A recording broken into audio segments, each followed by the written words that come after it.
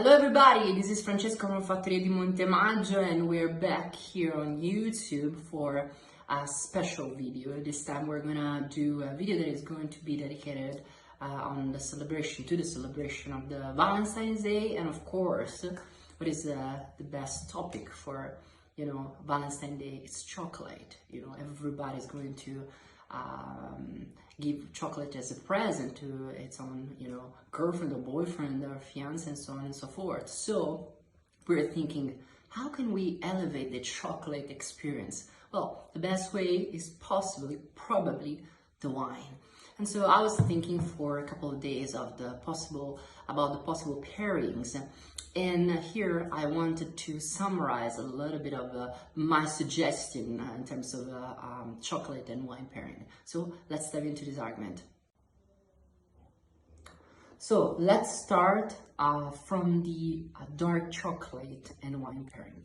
What is the best ideal kind of situation when it comes about dark chocolate? Well, I think it's a medium to full body wine. It could be a Barolo, it could be Sangiovese Riserva, Sangiovese in Gran Selezione, Chianti Classico Gran Selezione version, or if we're gonna talk about like a lighter, let's say dark chocolate version, so we're not talking about 80%, 90% cocoa kind of dark chocolate, so we're talking about something a little lighter, a little smoother, 50% or 60%. This kind of cocoa percentage, I would say a Chianti Classico, it could be ideal, just like the one I'm drinking today, which is a 2019 vintage. This is the wine I personally adore. It's still very young Sangiovese, very youthful, but it gets that beautiful fruity aroma, but at the same time it's very fresh, very truthful to the area of production. And now, what about milk chocolate? Well, here we have a little bit more, let's say, trouble to find some kind of like pairings that could work.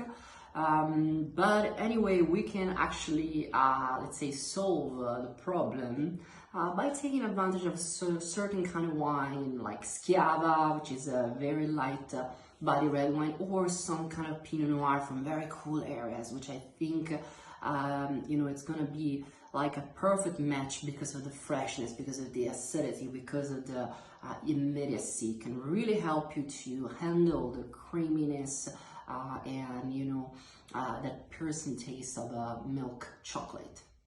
When it comes about white wine's option for milk chocolate, well, we have a wider range for sure. I would go maybe with a Moscato or a Riesling, even a Trocken version if you wanna try something a little bit more odd.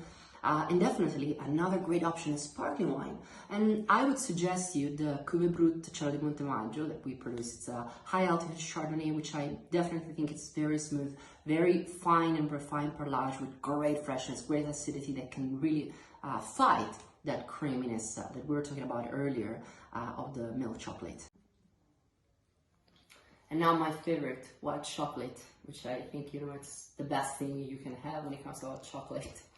I would suggest maybe a Franciacorta, maybe a Champagne, but again also Torre di Montemaggio because of that freshness, because of that effervescent, could do the job perfectly. Or something, that it's gonna be like a polar opposite, something extremely sweet, maybe a Sauterne or a sweet Gewürztraminer.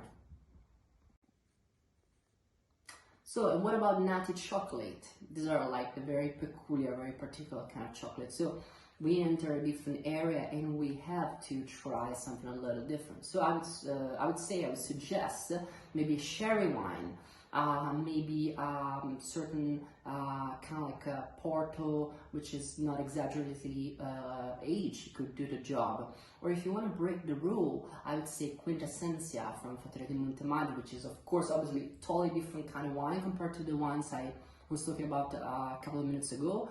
But I think it's gonna do the job perfectly. It's a combination of opulency and freshness at the same time, so it could really create a fantastic balance with natty chocolate. So what about fruity chocolate, like the one I'm actually having right here? And today I'm pairing it with the Chianti Classico 2019 pure Sangiovese, as I said before. Great vintage, very beautiful warm vintage. But with the rain at the right moment, I would say very well distributed rain that gave to this wine a very balanced character. It's a solar, shiny, bright, but also very fresh kind of wine. So it could really do the job because of the fruity component that this wine has as well.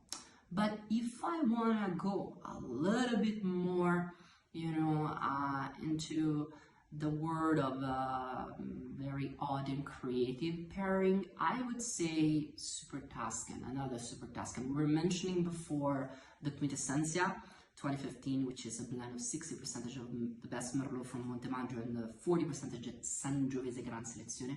Well, this time I would say the Torre di Montemaggio, 100% Merlot, great expression, high altitude Merlot.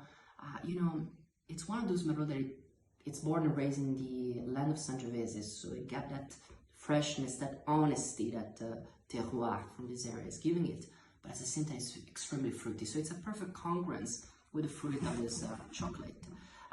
You know, I think it's also ideal because the tannin of the Merlot are a little bit more silky, and so it's fighting quite well the tannin of the chocolate, because that's the idea.